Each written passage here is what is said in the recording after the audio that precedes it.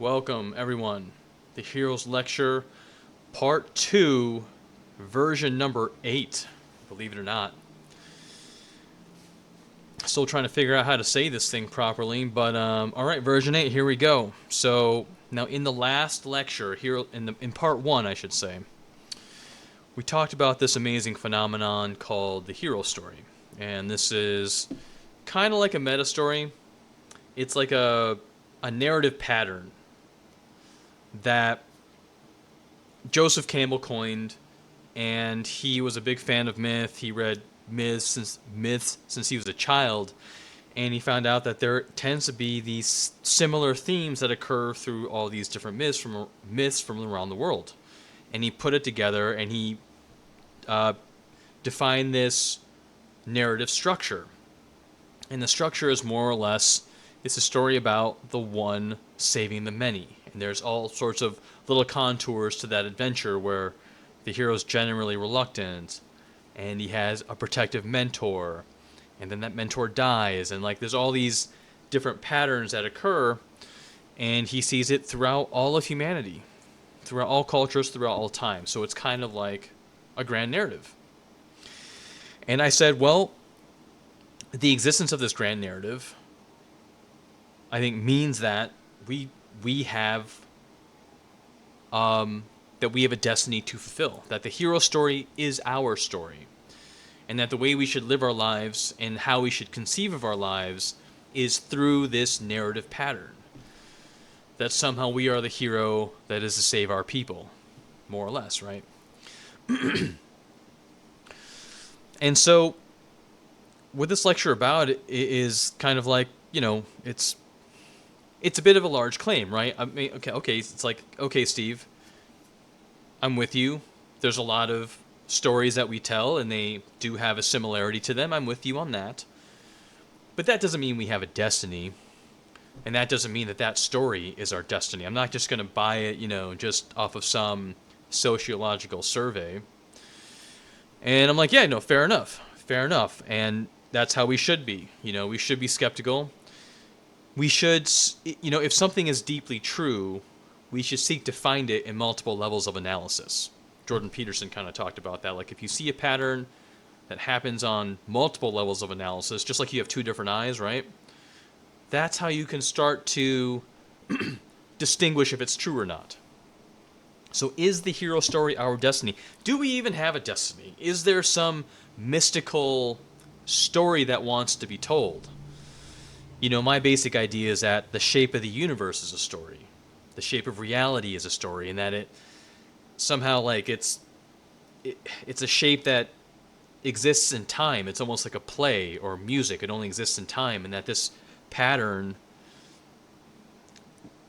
is like, it wants this is a story that wants to be told through our lives, and that if we tell it, then we will have a life that we will find meaningful. I guess that's kind of the whole rub of the whole thing, right? I mean, who cares about destiny exactly? What does that even mean? I think what it just means is that at some very deep level, we feel that we're doing something meaningful, or fulfilling a purpose that is, I guess, very high. It's hard to I'm trying not to use religious language, but a purpose that's very deeply meaningful, I guess you could say. So right, it's like, before we just whole hog start living our lives according to this hero story, why don't we think about, where do we see, do we have other pieces of evidence that this story exists, that this story is our story, essentially? And so, what's one language that we speak today that seems to convince everyone? It's basically anything that's preceded by studies show that, right? Or like, scientists are kind of these priests now that tell us about the world. And the knowledge that comes from science seems to be the most trusted, for a lot of reasons. I get it. So let's think about that. Okay, so do we see evidence of the hero story in the language of science? Another way to say that is, how about, do we see it like in our physiology? Is there some way we can deduce, just through scientific observation that, okay, maybe this thing is actually pretty well adapted to who we are, you know? And so it's like, let's talk about then our physiology. Do we see it in our physiology? Now, what do I mean by our physiology? Well, the hero story is basically, it's a pattern of behavior. I mean, it talks a lot about how the arc of your life will look, and then it talks about how you should respond to the different contours of reality that come your way, the different things that happen to you. And so that's about your ability to adapt to the world, adapt to reality. And so the question is, like, well, how does our physiology adapt to the world, right? How does it do that? And in that adaptation, that pattern of adaptation, do we see evidence that the hero story somehow lives in there? Okay, well, this is the Pepsi challenge, right? Let's take a look. So, how does our physiology adapt? Okay, from that perspective, we could say that our physiology is broken up into two parts. There's a fundamental duality that runs through us, and it's something that you're probably aware of. I mean, what do you think that duality is? If you were to break yourself up into two parts, what would they be? Well, I'll tell you. It's body, or mind and body. Mind and, wow, I can't believe I messed that up. Mind and body, right? The fundamental duality. And you can get really romantic and spiritual about it, you know, and even say that this is the fundamental duality of the universe, that if we're reflections of the universe, we reflect that fundamental duality. And so you could be like order and chaos, masculine, feminine, yang and yin and yang, right? So all kinds of storied comparisons and analysis through religion and literature, but basically mind and body. And then if we're talking about the language of science, you could say it's kind of like voluntary, involuntary. I mean, that's kind of a fundamental way you could break that up. So, because the mind is essentially the voluntary mind, the parts of yourself that you're aware of, that you deliberately control, that's voluntary. And then the rest of it are like all these things that just come up and you deal with, essentially. So then it's like, well, how does the body then coordinate these two parts in order to adapt itself to the world? Okay. Now, basically, when we talk about adapt, what that more or less is your ability to fulfill your desires in the world. You know, to move through the world in such a way that you are acquiring the things that you need and want. And so that would be one definition of adaptability. So how do we adapt? How do we get the things that we need and want? Well, has anyone ever taken care of a baby? Anyone ever had to do that? I have had the unfortunate responsibility of taking care of a baby for about 10 minutes, during which I failed pretty miserably. Nothing happened to the baby, but so I was, you know, way back when I had a housemate, he was taking care of his niece, so his niece was over and she was like 1 year old or 2 years old, something like that. And we were both just watching TV, like the football game, and she's playing on the carpet with some toys. And at some point he's like, hey man, like I gotta take a phone call real quick, do you mind just watching after her?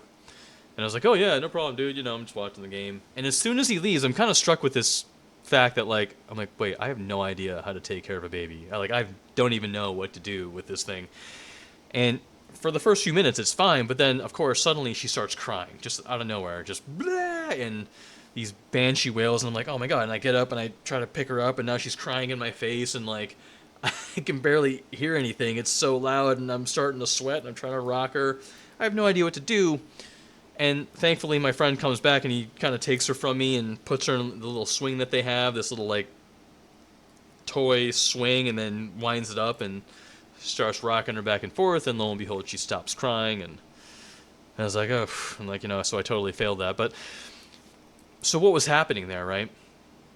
I didn't know what she wanted. I had no interpretive map of her desires. So like, and also, she probably doesn't either, right? She just has some urge, and she doesn't know what to do with it. Because, like, your desires don't come to you with, like, a little label. Like, this means I'm thirsty. Hey, I'm hungry now. You need to eat corn. You know, like, that. These are just sensations.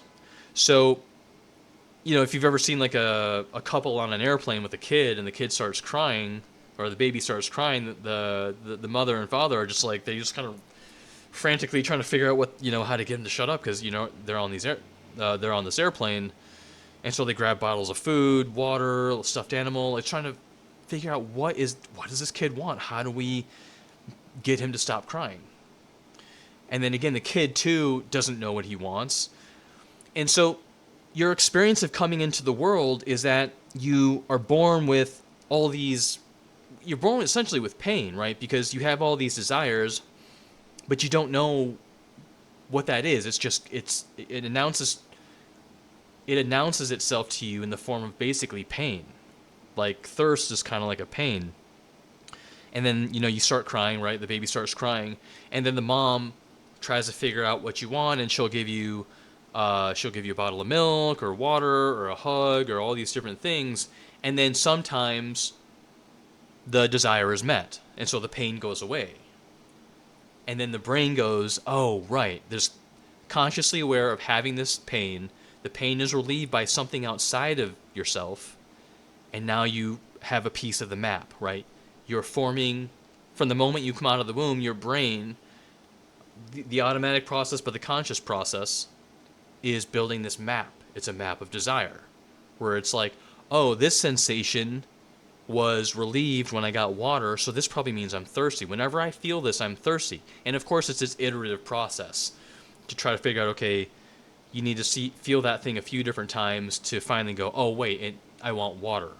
And then, of course, you have to figure out what water is, and it's this kind of, it's a concurrent process. It's an iterative concurrent process where, right, you're building out this map of desire, but then you're also building out a map of the world because you know that the thing that you need is outside.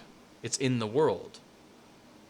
So, like, your visual cortex, it arranges your visual field in such a way that you can identify objects because the thing that you desire is an object. And you need to be able to identify the object to match a desire to a specific object in the world. And so it's like important to know, like, the map of desire and the structural map of the world are being coded at the same time, as well as your ability to, like, physically coordinate yourself to that world. Because, like, you need physical objects, you need to be able to discern physical objects, both to identify the target of your desire, but then also to allow you to physically move through the world. Like, you don't want to be running into walls every time or tripping over chairs. Like, you have to know how to get through the world. So it's like a map of coordination too, or maybe it's almost like a playbook of coordinated movement, like walking, right? That's almost like this code, this neural structure that gets built out. And then once you have it in place, you just run it, and you don't have to think right foot, left foot, right? It's just automatic. So desire, visual, structure, and then movement are all being encoded at the same time. Like, it's this reciprocal process. So it's really interesting. So, like, part of the way you adapt, right, is it's movement, it's desire, movement, and then the map that you build out of the world. And this largely happens in this area of the brain, conscious awareness, called the prefrontal cortex. So it's kind of just the front part. I mean, there's connectivity all around, I guess, but this is where most of the activity happens when you're consciously planning something. So, like, this is how you plan things. It's a triangulation of multiple factors. So even like getting a drink of water, as we talked about, like, there's actually a number of pieces of information you need to decide that getting a drink of water is the right plan of action. Right? You need to know what water is. You need to know that your desire means you need water. Those are the two probably first pieces. And then you need to know where the water is. And then you have to have a visual field such that you can physically navigate or map a path out to right? There's all these different steps.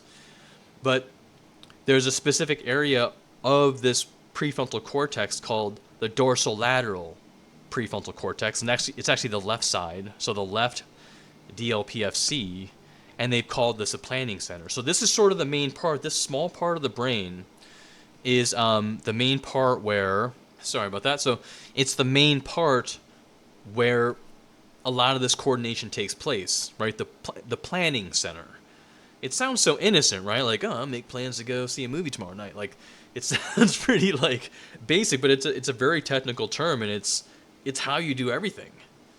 It's the triangulation of your desires with the match of your desire in the physical world with the pathing to coordinate your physical body with the world so that you can reach the object of desire, and then also the coordinated movements necessary to follow that path. It's a triangulation. So again, movement, desire, and your map of the world is they're all being built out at the same time.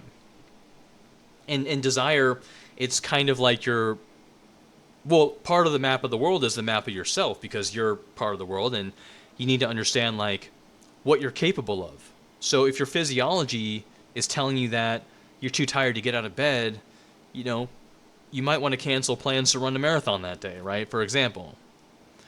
And so you have, right, so the dorsolateral prefrontal cortex, right, this is where the planning center happens. This is the thing that coordinates all the maps together. It also helps build out the maps.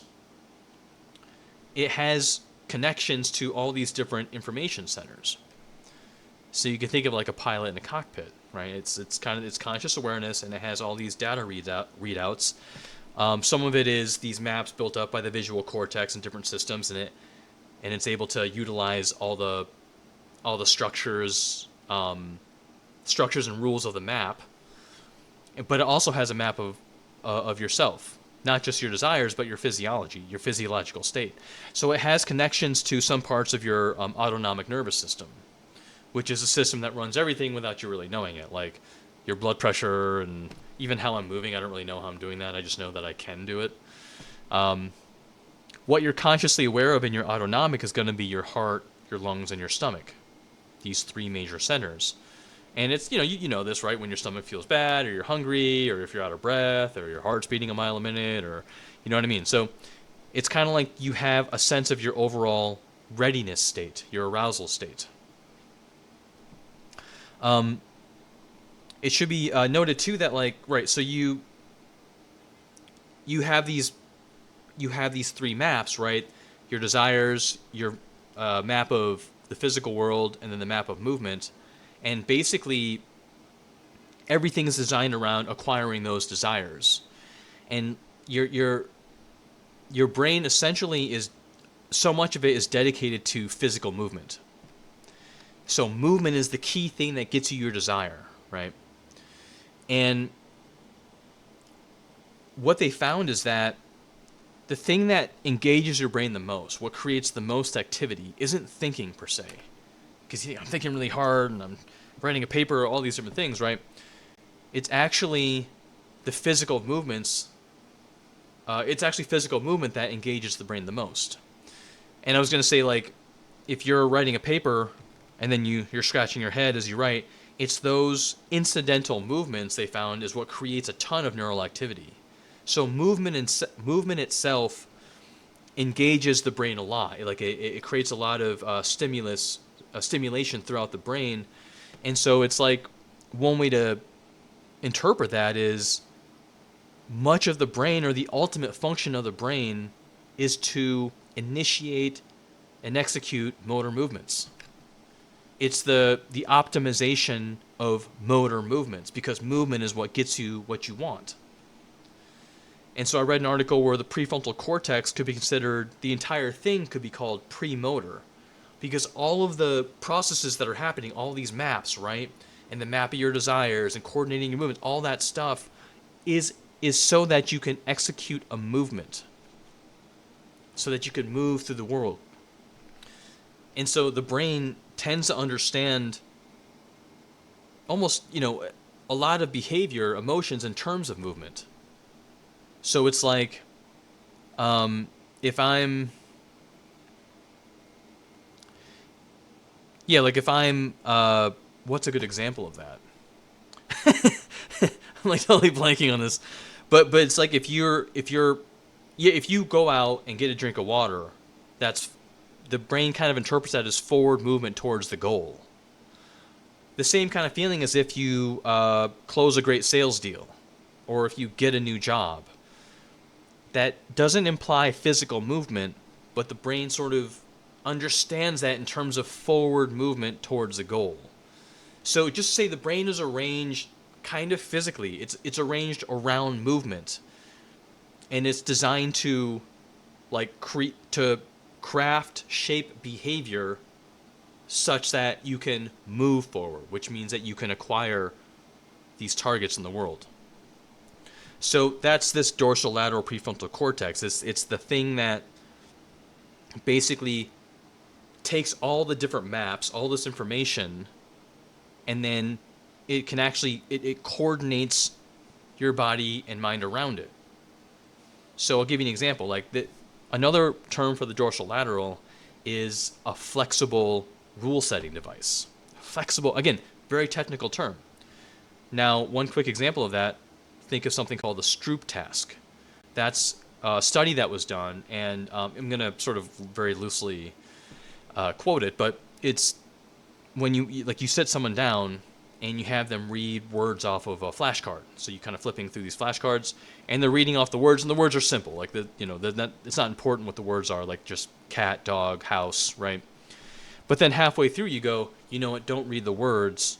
I want you to instead read the color that the words are written in, because all the words, like some are, purple, yellow, blue, and there's always a slowdown. There's a pause, because the person has to switch the rule. The dorsolateral lights up, and it's switching the aim, right? The rule of what you're supposed to be doing. Now, during that pause, it's actually re-coordinating your physiology. Because, different tasks require different systems. Like, if I were to tell you, hey, I want you to run 100 meters, do a 100-meter dash as a sprint. And then just before the race starts, I'm like, actually, I'm sorry, it's a 1 mile race. It's a 1 mile race. And so it's kind of like you prepare to do a task, and the dorsolateral is kind of spinning up your physiology to complete that task. So it almost creates like this structure for completing that particular task. So this is read the words off the card. And then it goes, oh, now I have to read the colors. Now it has to create a new structure to say, oh, wait, I have to read off the colors. And it's not quite the same mechanism, right? You have to switch the mechanism. Now, that's kind of like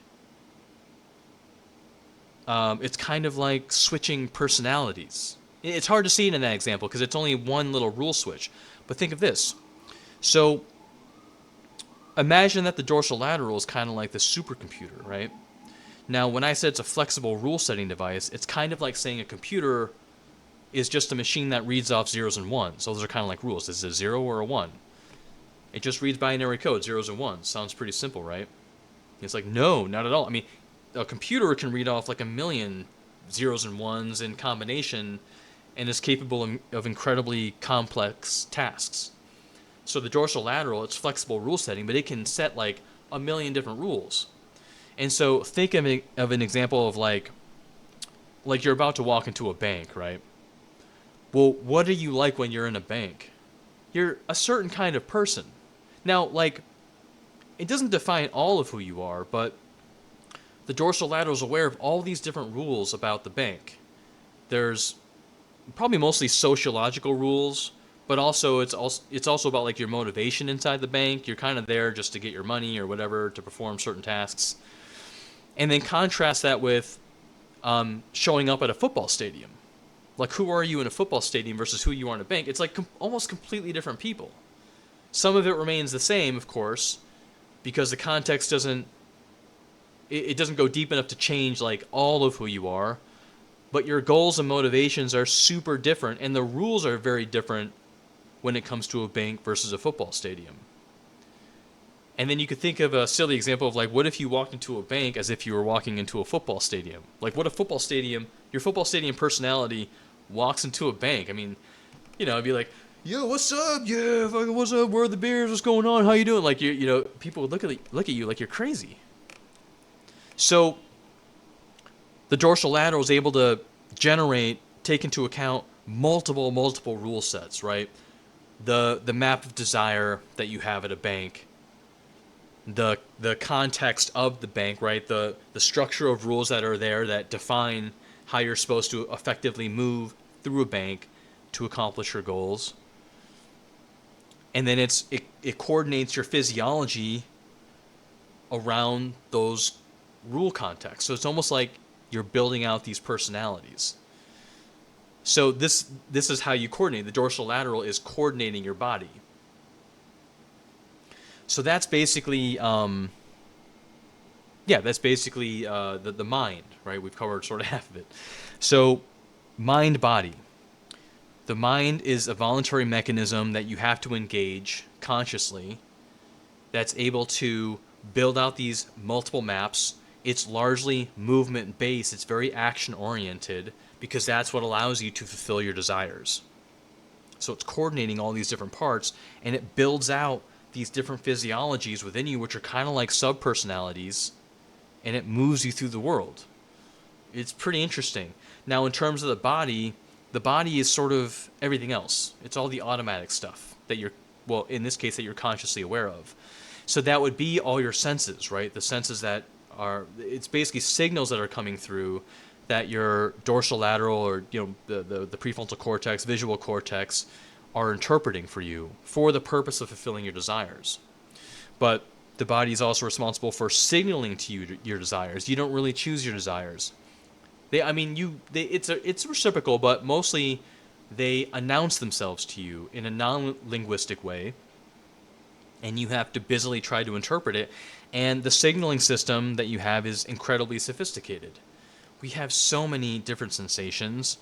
Even just like our senses are a great example of that. How many smells and tastes and touch sensation. Our eyes can differentiate about 1 million different colors.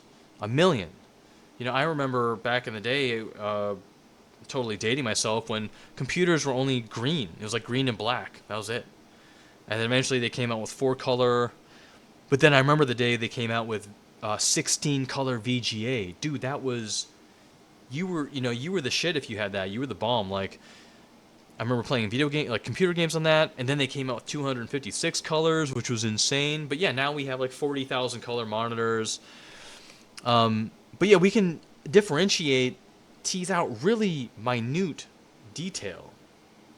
And these details inform us of, informs us of our maps, essentially, right? And it also informs us of our desires, and right? So all these signals are being sent to conscious awareness, including, right, our autonomic system, the state of our body, our arousal state. And then with that, we have to interpret.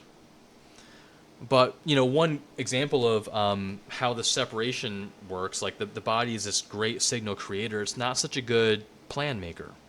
So, for example, you can, they can now transcranially suppress different parts of your brain. And if you suppress your prefrontal cortex, what happens is your motor cortex comes alive. Like you don't really need your prefrontal to execute motor commands. The prefrontal is more to select the motor commands. Well, I think it builds them out and then stores them in the motor cortex. But without the prefrontal cortex, what happens is you become very physically coordinated. It's pretty interesting. And so if I were to give you a gun and then suppress your prefrontal cortex and set up a bunch of targets, you would shoot all those targets no problem. You become this Olympic shooter. And but one thing you can't really do though is you can't I can't tell you which targets to hit and which to ignore. So I can't be don't hit the yellow targets, only hit the red. That's an abstract rule. And your body is not really your base systems aren't really capable of following abstract rules. It's only capable of very basic commands. So one example of that is, let's say you're on Twitter and someone says something that triggers you. What happens is you get flushed with signal. You become suddenly aware that you're entering into a high arousal autonomic state. Your heart starts beating faster. You start breathing more because you want to attack this person, right? You're in this flight or fight mode. So your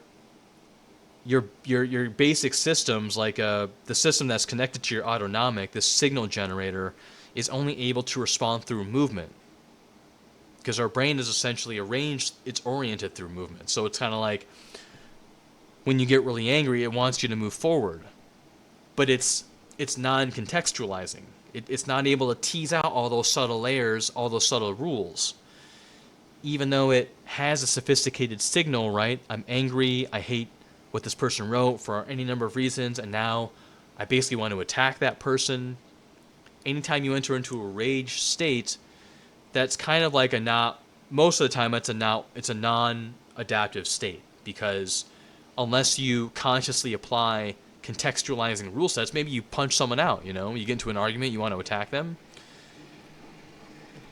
That's typically, how people get into trouble, right? So the body is this incredible signal generator, but it's unable to set rules. It's automatic, it's very fast acting, but it can only do so much with the signals.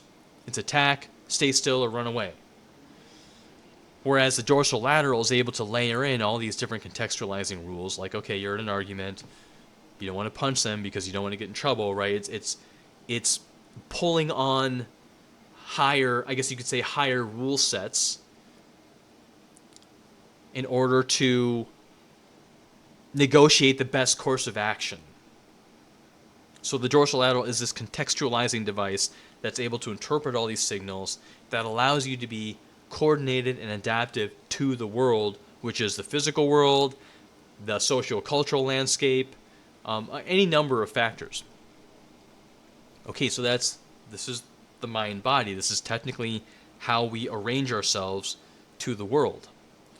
Now, right, and so we have these maps, we have these signals, and we're building out different structures that are centered around how we get through the world. So like we have a structure set up for the bank, and we have a structure set up for when we go to a party, when we show up in a classroom, when we're completing different tasks and moving through different environments. We've built out all these kind of like substructures. So how does this work in practice? Like what does this process look like? Well, I mean, you're actually pretty familiar with the process, but let's go through an example. Let's pretend for a moment that we are in a restaurant, and here's the menu, right? And so you'll notice that, well, actually, next time you're in a restaurant, I want you to really notice your physiology. So I'm a waiter now, and I see this all the time. People sit down, hey, how are you? How you doing? They're talking a little bit, and then at some point, it comes time to pick up and you look at the menu. And usually what happens is there's this quietness that comes over you, because you're concentrating on finding the thing that you want to eat. Now, remember the Stroop task, where when there's a rule change, there's a pause, right? And what's happening during that pause is, as I said, the dorsolateral, well, first of all, it sends a calming signal. It calms your body down, and it's getting ready to move. It's preparing your physiology to engage in a certain action plan. And when you think about it, a menu is a brand new set of rules. And so it's like, this is the rules of what you're allowed to eat. And the goal is to find something to eat. That's probably the base goal, but then the sub goal that's just underneath that is to find the most satiating thing to eat. So that's kind of the rules of the game. And then when you encounter this menu, this is basically this is the domain of the world that you're in, and these are the choices that you have. Unless, of course, you wanted to switch restaurants, which is a whole other decision tree, right? But you're here, you're looking at the menu, your dorsolateral is calming your system, and it has this kind of it has a structure set up, the structure that wants to be satiated. It's built out the desire, which is kind of like a personality. This desire, this motivational structure is, I want something satiating, and it's looking for it's looking for the target to build itself around. So as we're looking at this menu, what we do first is we scan, right? We scan for signals. This is the first thing that we do. So we're scanning for signals that will fulfill this motivational structure of finding something satiating. And as I'm scanning, it's kind of this strange process, right? It's my thinking brain trying to interpret these signals, these non-linguistic signals. Beet salad, I might actually go for a beet salad, right? And I'm trying to narrow down the number of choices. And so I'm trying to find the most efficient way to do that because, like, I'm aware that I have a certain time frame to do this in because I can't stay in the restaurant for like 10 hours, right? There's all these factors that are going in, and you could say that there's multiple layers of motivational structures within you. So like there's all these trade-offs because like I want to find the most satiating thing, which is going to require time, but I also want to have a good time with my friends at the restaurant, and then I also have other, right? There's all these layers of motivations and kind of, you could say, different personalities within you that are dictating how you move through this this game of trying to find the most satisfying thing. So 16-ounce New York strip, that sounds great, but it's $75. So like I'm scanning, I'm being aware of collecting signal, determining which ones where the signal's the strongest. Dayboat catch, Midlands. I don't know what a Midland is, so that's kind of like it's confusing me. And instead of analyzing every single thing on the menu, I'm just stopping at the ones where I get this signal, this basic signal. Now, it's a sort of a dull signal saying that, this sounds kind of tasty. This might meet some of my goals. And then as I look at, for example, the swordfish frites, now I'm going to start applying and investing energy into a higher level of analysis. So then I'm thinking caper raisin sauce. I don't know what that is, right? I'm trying to visualize. This is predictive modeling. I'm trying to visualize out the future. What is the caper raisin sauce going to be like? And I can taste these things in my mouth from my hippocampus, right? The memory of these things. And so I'm building out this interpretive map. I'm constructing this world right now and trying to predict what this feeling is, what will satisfy this feeling in the most complete way, what's going to gather for me the highest reward. And some of that's going to be how it tastes, and then some of that's going to be how it affects my nutrition. So that's kind of like a longer time frame. So there's time frame preferences, there's all these different factors that are going into this decision, and basically we're trying to build out the world, a map of the world, right? We're building these maps, and we're trying to build out the map of desire within us because our desires are shifting. Everything's changing. They're all moving targets. And so what I was in the mood for yesterday may not be what I'm in the mood for today. So I have to actively engage in the moment and build out this map. And so it's this technique of matching my desire to the food, matching my desire to objects in the world. And we've done this all, hopefully we've all done this a million times. And so we have these processes in place, and we're constantly updating them. I know for me, it's like, I want to be careful about getting something too rich because the last few times that I got things that were rich, I kind of regretted it later. So now I'm like, okay, let's be aware of the things that are rich, right? And so I'm kind of trying, right? I'm trying to figure out. I'm trying to win this game of finding the most satiating thing. So it's a combination of price, nutrition, and flavor, of course. And I think I might settle on this pork schnitzel. I like pork. I think I like schnitzel. I'm not sure what that is, but I know something about it. And then, I like Dijon and anchovy vinaigrette. All that sounds very good. It's a little bit sharp, but I like sharp things, right?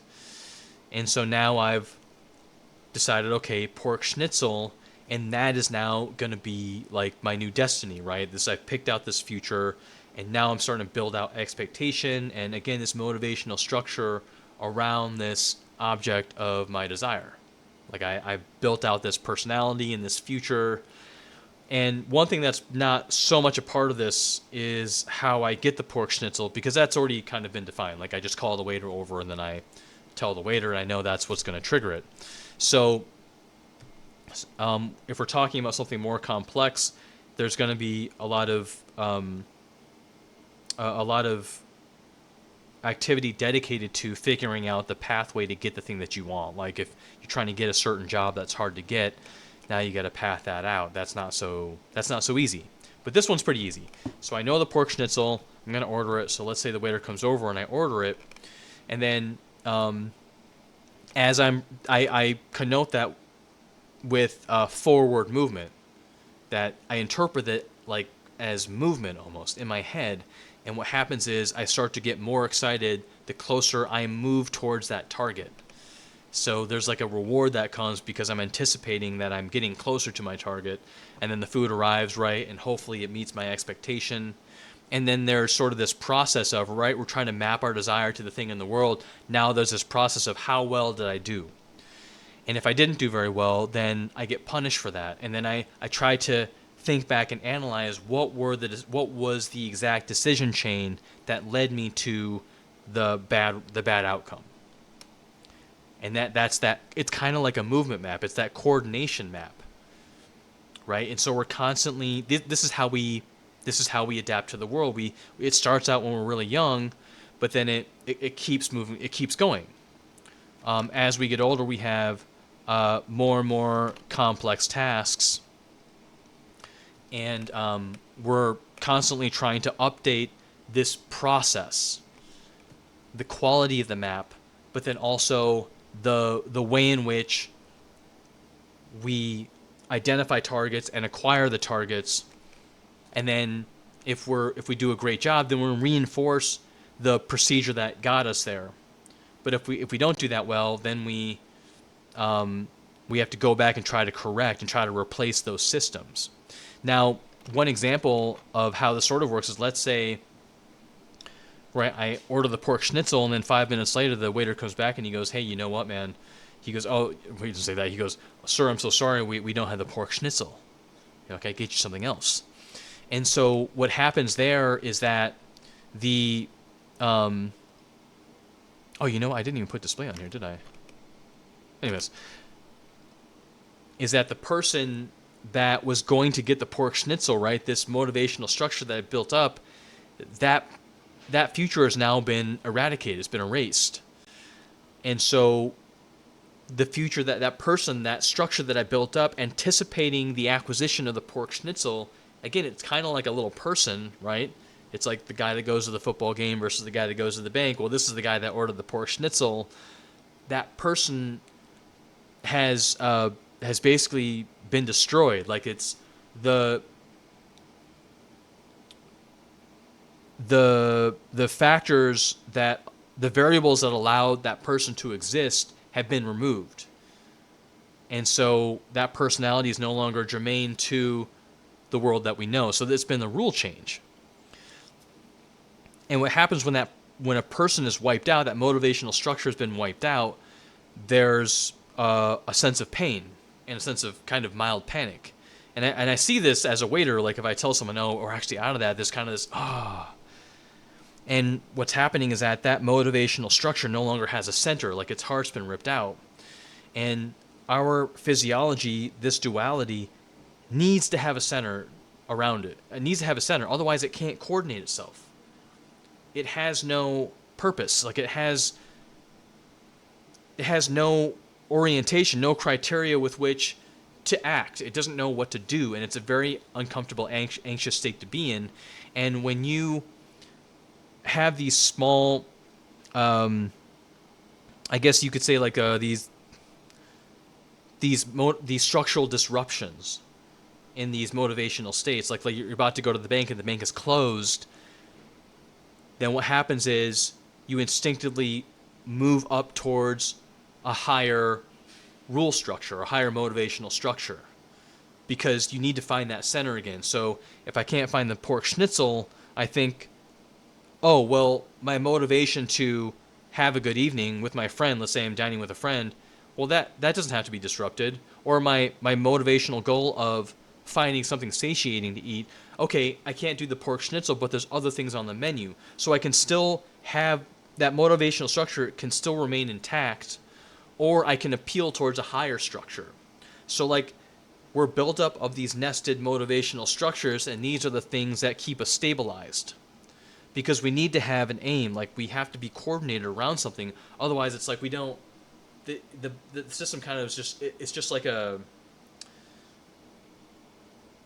It's the only thing I can think of is like a rat in space, but you could think of like this creature in space with its legs. It's just floating in space. It doesn't have anything to grab onto, right? It can't move anywhere. It doesn't know. It doesn't know what to do. And so when you don't have a motivational center, then your physiology tends to kind of shut down, or it starts to freak out because it's like, what do I do? What do I do? We're spending energy, but we're not moving towards anything that's going to satisfy our desires. So it needs to latch onto these motivational structures. Now, you may have guessed already, but this whole process that I outlined, right, the development of these maps, how it's tied very much to desires and movements and you moving through the world. It's building out the world. It's building out a map of yourself, which is part of the world, and it's building out these motivational structures as well as like these commands of how you move through the world. So it's like, this is the world, this is you moving through the world, right? What is that? What is that process called? There's a word. It's a very simple word to describe that. Yeah, it's story. It's storytelling. That whole complicated thing, that's you telling a story. You know? So like, this is the story of me. I built out the world. I'm in a restaurant. I'm a guy in a restaurant. And I'm hungry and I want to order food. That's like a little story. And I want to find the best thing possible. And then I create this future. The future of me getting the pork schnitzel. Oh, they don't have it. Oh, that future is dead. Now I have to tell a different story, right? It's all these stories, and it's nested inside the story of me. Well, of course I need to get something to eat, but I'm also trying to enjoy myself with a friend. That I know one way or another I'm going to get something to eat. I'm not going to starve, and so what's most important to me now is to have a great time with my friend. So that's another story. That's a motivational structure. We're built up of all these different stories. Stories lie at the center of our physiology. You know, in some sense, they tell us, our motivations kind of tell us who we are, in some sense, right? Because, like, what we try to achieve very much informs who we are. Like, if we're trying to steal things, then we're a thief. If we're trying to heal people, we're a doctor, right? If we're trying to do good in the world, then that makes us virtuous, right? It's like, so motivation, identity, all these things are tied together. And once again, this is very intimately tied to movement and desire and the physical structure of the world and how we move. And it's storytelling. So storytelling, it sits at the center, and it's very much tied to action and movement. Because we know that to get what we want, we have to act out, move forward into the world. Story. So we're kind of halfway there, right? The hero's narrative. Do we see evidence of the hero's narrative within our own physiology? Well, to some degree. I mean, we could say that story sits at the center of our physiology. So if there is something out there that can tell us what our destiny is, that shapes our life, then probably some kind of story would be that thing, because that's fundamentally how we coordinate ourselves with the world.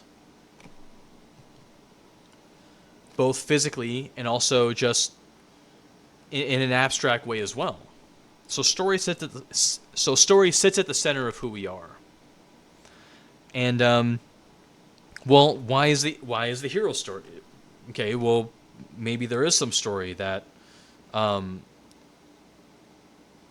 maybe there is a story that tells us the deepest motivations that we have, right? This is why we like to have higher narratives, why we seek to have a grand narrative, because if sub-narratives get disrupted, which they do, right? People die suddenly, you get divorced, you lose your job, your health suddenly takes a turn for the worse. These are all very, very difficult narratives to have disrupted. And if we can have a grand narrative to always take refuge in, then disruptions to these other big narratives aren't going to just undo us. They're not going to unravel who we are. But also, the building of the map is very difficult, right? I mean, I use a very simple example of sitting down in a restaurant. It's like, you ever sit at a restaurant and order the wrong thing, and you're like, why did I do that? That was stupid. I mean, that's a comparatively pretty small task. Like, you're just trying to pick something on the menu, and you failed, right? You had a sensation that you thought you wanted hamburgers, but then you realize, oh shit, you know what? I really wanted tacos. Like, that map was incorrect, and it's not that big a deal because, that not many things depend on whether or not you get a taco or not. But it gets very complicated with those deep, deep desires that you have. Again, that don't announce themselves. They're not well labeled. You have this deep ache, this deep need, and you think, oh, well, maybe I just need to get more money. And then you go out and you get money and you realize, oh, shit, that ache is still there. The money didn't fulfill that, right? And so having the right narrative is great because it helps you identify your map. Yeah, and it just so turns out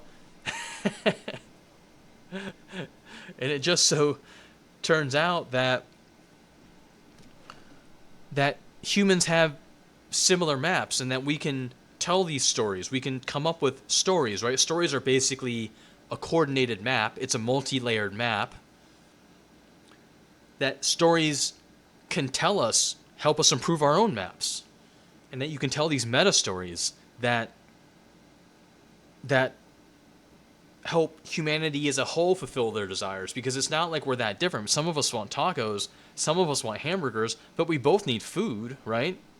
And so we can tell the story about how we pick the best food, that there's some process in place that helps us know what exact food that we want. So like this hero's narrative is the reason why it's interesting to look at is because if we can determine that this is a story that helps meet our deepest needs, well, that's a great service, because now we have a map to our desires and also a map of how we should move, a coordinated map of movement. So it's incredibly, so here we go. So why is the hero story the story that will help coordinate our physiology at the deepest level, such that now all other stories will be subject to that big story, and therefore have all the satisfaction. Like we can saturate ourselves with the meaning of that high narrative if we tie all our other narratives to that story. Just in the same way as like when you're getting ready to go to work, you have all these subtasks, but they're all nested under the umbrella of getting to work. And if you love your job, then brushing your teeth and making breakfast and taking a shower and getting dressed, all these things become fairly pleasurable tasks because you perceive that you're making forward movement towards the goal of working what you love, what you believe in, right? This is like, it's like changing the power supply. And by changing the power supply of the root, now you've energized all the systems beneath it. So the hero's narrative. Now, as I'm saying, story, right? Story sits at the center of physiology. Well, the essence of story is essentially movement, because, desire fuels a story. It's your desire that motivates you to build out the world. In fact, the way you build out the world is oriented around how well you can use that structure to get you the thing that you want.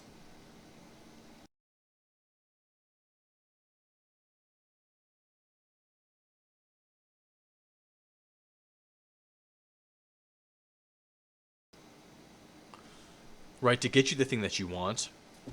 And wait, what was I saying with that? Well, it's very action oriented. Stories are very, right, they're driven by desire and they're driven by movement, because movement is what gets you what you want, right? So what's really interesting is that this map of desire and the map of movement, they're basically constructed with the same system. This is like where I was going with this. That in fact, right when I was scanning that menu, I was creating a map of desire based on a sensation. Like I feel good when I look at this. I don't feel anything when I look at that. So let me focus on this. And then this I feel pretty good too. Let me compare these two, right? How did I determine that those two things were the ones? How did I know that pork schnitzel and the swordfish frites were the two things that... I didn't deduce it, I just had a sensation, right? Well, what is that sensation? That's dopamine. I felt more dopamine with those two things than I did with other things. Dopamine is that system of desire. That's your desire map. But then also, how do you execute movement? How do you generate the energy necessary for movement? And then how do you visualize those movements? How do you execute those movements? It's the same molecule, dopamine. The single molecule for movement is also the single molecule for desire. How poetic is that? It's really interesting, right? Like, that one molecule pretty much dictates our entire lives. I mean, if it does movement and desire, and it also enhances your ability to make plans, right? To set up, to visualize rule structures, to predict the future. I predict that the swordfish frites or whatever, the pork schnitzel, is the thing that's going to fulfill this desire. Like, that's like a what is it? It's like a 3D modeling, like a, what's that word? I don't know, you have to project out. It's like throwing a ball at a receiver. You have to predict his movement and the movement of the ball and where he's going to be at a certain moment, right? By the way, sensory motor coordination, right? That's your ability to coordinate your body to what you sense in the world. Think catching a ball. You're trying to catch a ball. This thing is moving through the world. You have to know how to see a ball. You have to understand what it means that it's moving through space. And then you have to coordinate your own body such that you intercept the ball in the most efficient way possible. Probably your hand and not your face, right? That process is identical. Technically, it's identical to acquiring a goal. Like, the way your brain like interprets it interprets everything in terms of movement. It's dopaminergically powered. So it's like, right, I'm trying to say I'm hungry for the pork schnitzel. I predict that in the future, right, as I'm throwing the ball of the pork schnitzel, when I catch the pork schnitzel, I'll still be wanting that because that's in the future time. And then I'm trying to model out what the schnitzel tastes like and how the plate will look and what it'll taste like on my palate, which is based on some past experience, as well as maybe, the information on the menu, how the menu was made, right? Right, I predict just based on how this menu looks. Yeah, I think they can pull off a pork schnitzel. Right? I'm applying all these different rules to how I construct the world. So it's dopaminergically driven. Dopamine sits at the center of our destiny. You could say our dopamine systems, like we're just being induced. Like, I didn't pick the beet salad because I didn't feel any pleasure there. There's no reason to get the beet salad. It's all these things are nutritionally similar, right? So it's like I'm being induced, that my destiny in some sense is being dictated by my dopamine system. It's pretty wild. And then as I pick that thing, the dopamine goes up, and that gives me fuel to act. And dopamine also allows me to envision it, this neural energy, to envision the movements necessary to move through the world and get my target. You know what I mean? Like, so then you could say, okay, well, what is the ultimate dopamine release? What is the ultimate signal? We're now getting to this, right?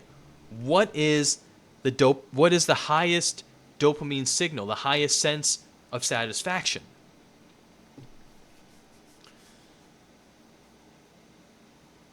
All right, we're getting close to the end here, but I'll just wrap up with this. Not all dopaminergic release is the same, right? If we're talking about the most well-adapted, it's going to be the acquisition of the target that satisfies us the most deeply, right? That could be a sign of the most adaptive. And maybe you could say that's kind of like our destiny because we are being induced by something we don't know. Evolution, I don't know. But we're all being induced potentially, right? That's what a grand narrative would mean, that we're all induced in the same way to acquire the same target. But it's like some of us like apples, some of us like oranges, so it's more of like a meta target. Well, what's the meta target then? I'm trying to think through that too. But okay, so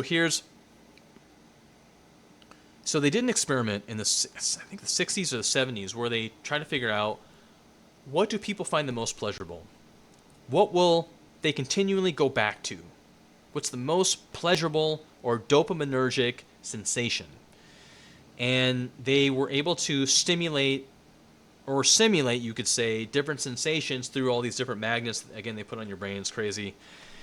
They could replicate sexual pleasure, food satiation, alcoholic intoxication, right? All sadness, happiness, all these different sensations, and they allow people to choose which one they like the most.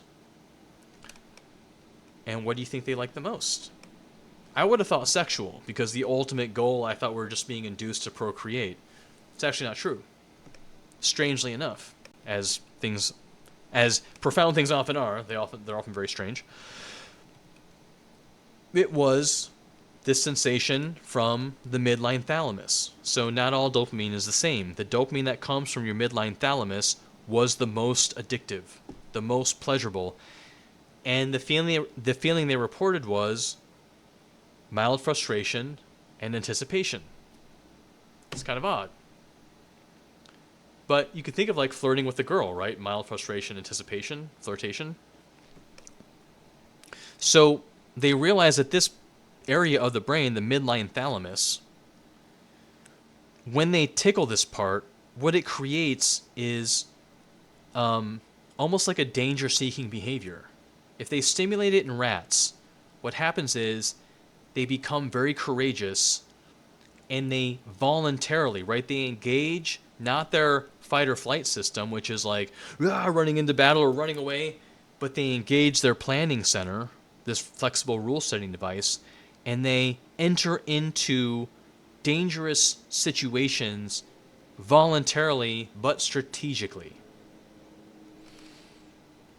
Voluntary approach towards fear stimuli.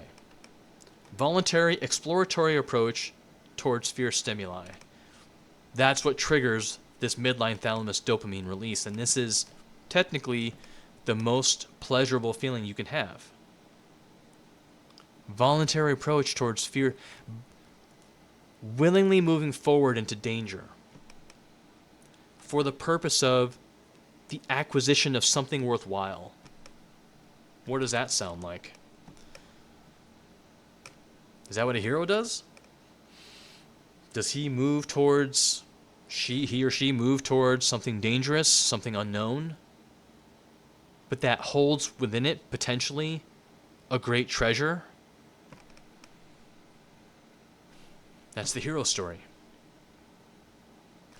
The hero story sits within the center of our physiology, that it creates the highest, the deepest, most satisfying dopaminergic release, and it signals to us that we are indeed walking in our destiny. All right. There it is. The Heroes Lecture Part 2, Version 8. Hope you enjoyed it. We're going to keep making it better.